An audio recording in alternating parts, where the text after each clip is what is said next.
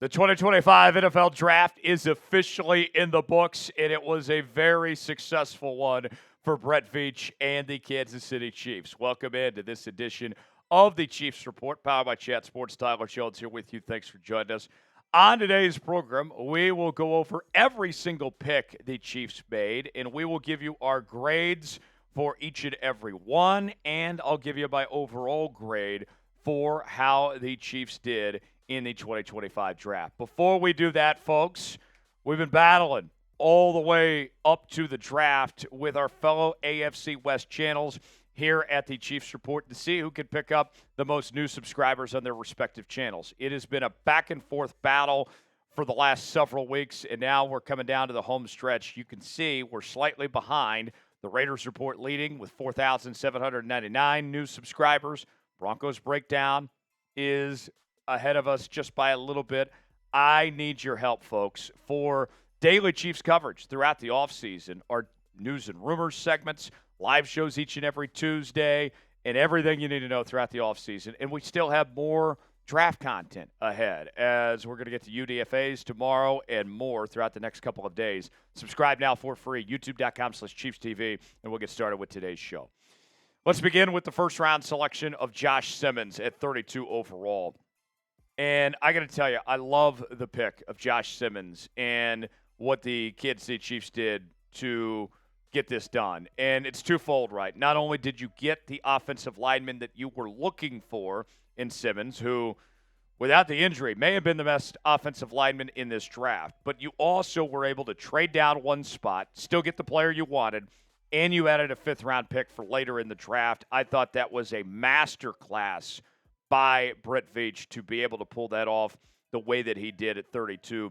Simmons, I understand there's some injury concerns, but think about this. When it comes to the Kansas City Chiefs, we have seen that the offensive line has been an issue, and they haven't really solidified the offensive tackle spot really since Eric Fisher left town many years ago. And although you did sign Jalen Moore, you bring in Josh Simmons, you let them compete to see who could be the starting left tackle, and whoever doesn't get the job slides over to the left guard spot. And I expect Moore and Simmons to both start on the offensive line. Even if Simmons isn't your starting left tackle, you play him at guard for now. Maybe he moves over to right tackle next year when Jawan Taylor leaves.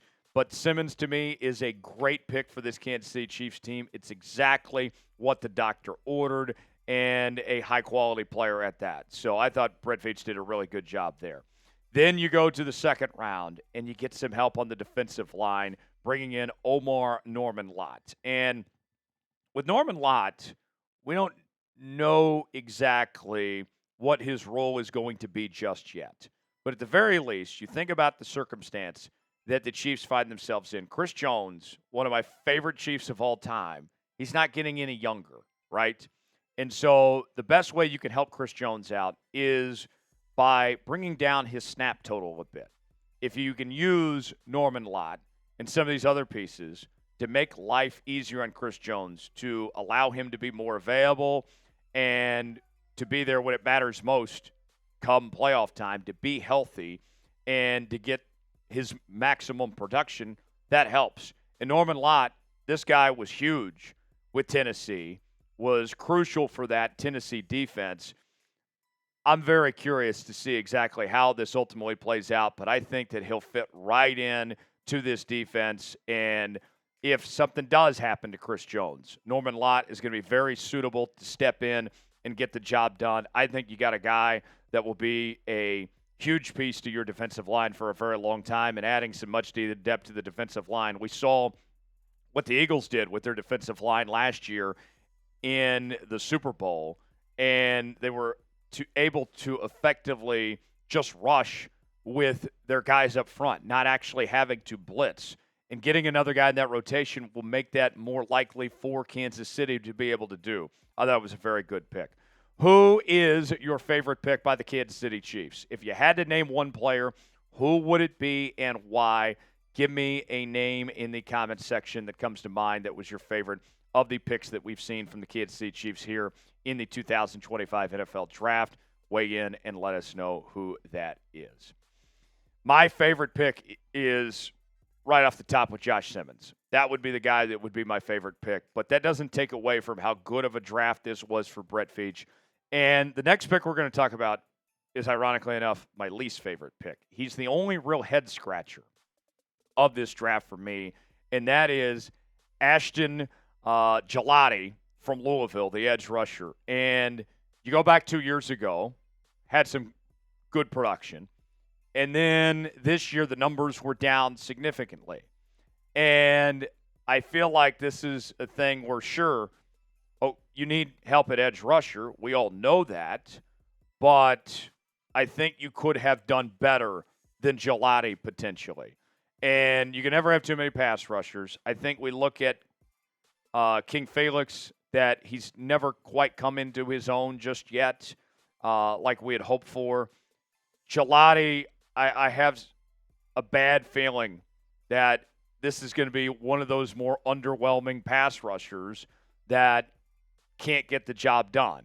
Hopefully I'm wrong on that, but this is by far my least favorite of these picks that Brett Veach has made. But he did so well with these other picks on top of his track record when it comes to the draft that I'll give him the benefit of the doubt. I'll give this a C, but I'm all ears. Hopefully things turn out okay for Ashton Gillotte. We'll be rooting him on, but I'm not overly optimistic about that pick.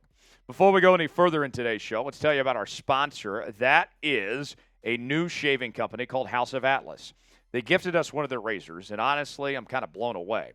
Not only does it look insanely sleek sitting in my bathroom, but it gives me an incredibly close shave.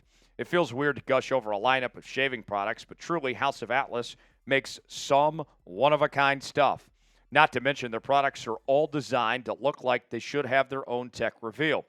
Now, the routine, there's all sorts of options. We're talking razor, shaving cream, aftershave. I enjoy it all. I especially like the shaving cream. It's a thick formula that shows me where I'm shaving and leaves my baby bottom skin soft. Their aftershave is awesome, too. It doesn't burn like old school aftershave, but it does have a nice cooling sensation, and it smells really good. And for a limited time, they're offering 15% off your first order when you purchase any razor kit and the before and after set, which includes the Precision Shave Cream and Calming Aftershave. Use code CHAT at houseofatlas.com. That's HOUSEOFATLAS.com with promo code CHAT for 15% off your new razor kit and the before and after set. Stop wasting money and time on shaving products that don't look good, aren't effective, and cost way too much. Use houseofatlas.com today. Trust me, you'll love it as much as I did. The link is in the comments and the description of today's video. Check it out today. You'll be glad you did.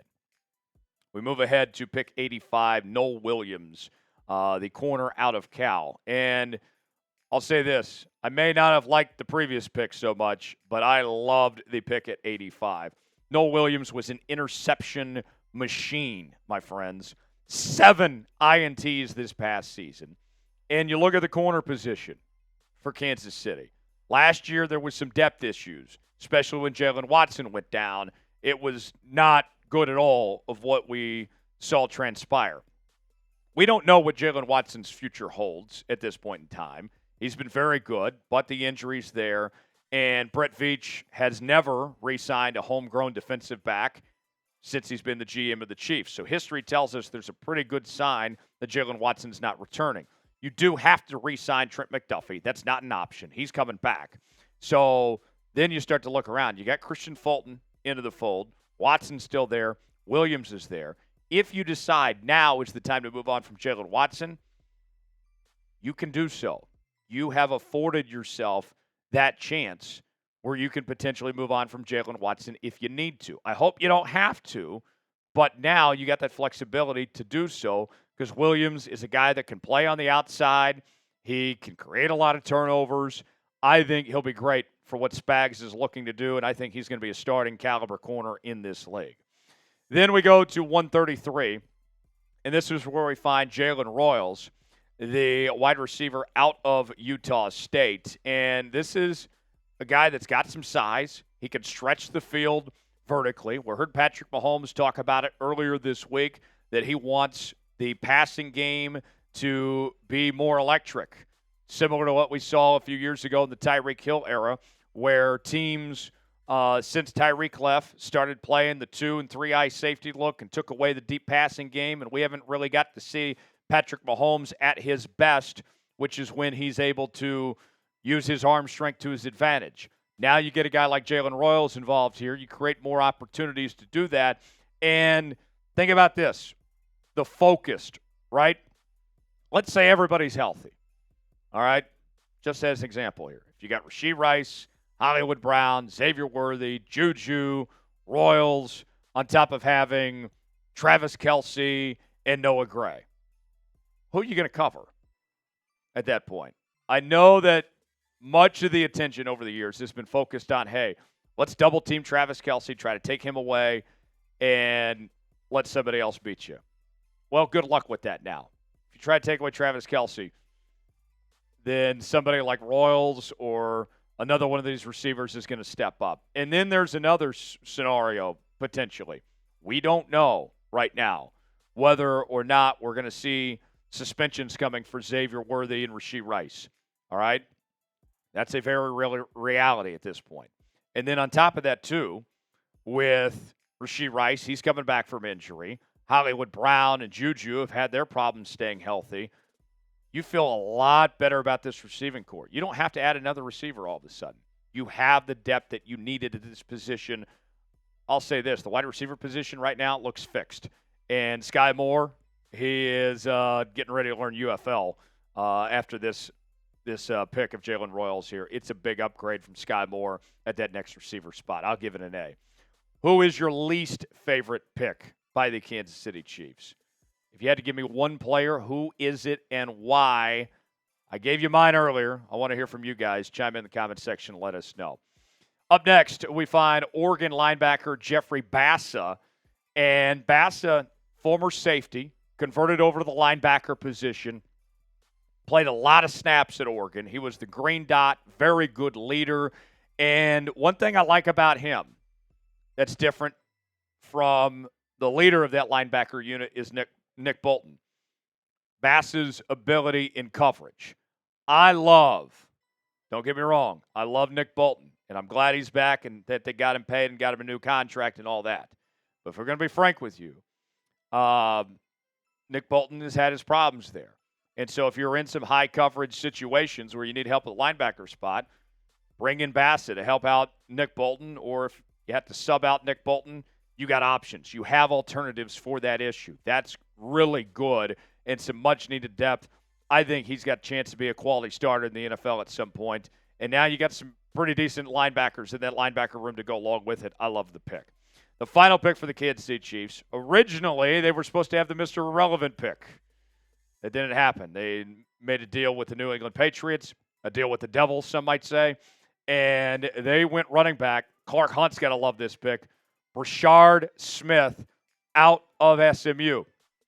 And one thing we heard from Brett Veach in the pre-draft process, he said, hey, we want to draft a running back, but we're looking for someone in particular with return skills.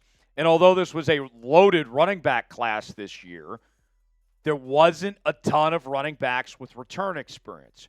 Rashard Smith has been used in kick return coverage before.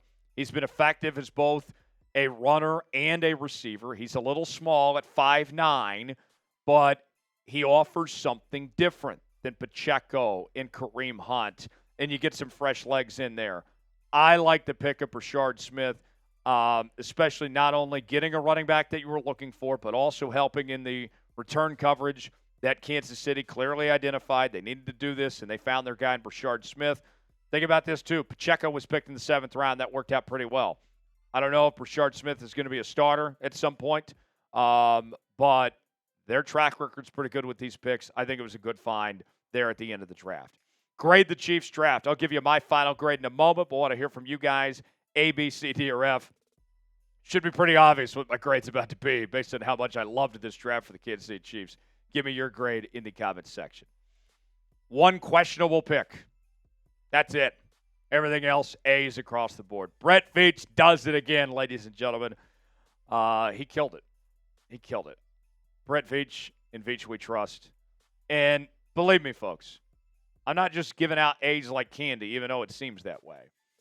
But Brett Veach is the best for a reason. And he said going into this draft that they were treating it like their free agency. And they found some very good quality players that are going to make an impact for a long time. And they did a really good job in the later rounds in the draft, too. Great job by Brett Veach. He does it again. Salute to you, sir. Thank you very much. Thanks for joining us here on this edition of the Kansas City Chiefs Report. For more coverage throughout the offseason, subscribe now for free. YouTube.com/ChiefsTV. I'm Tyler Jones. Thanks for joining us. We'll see you next time.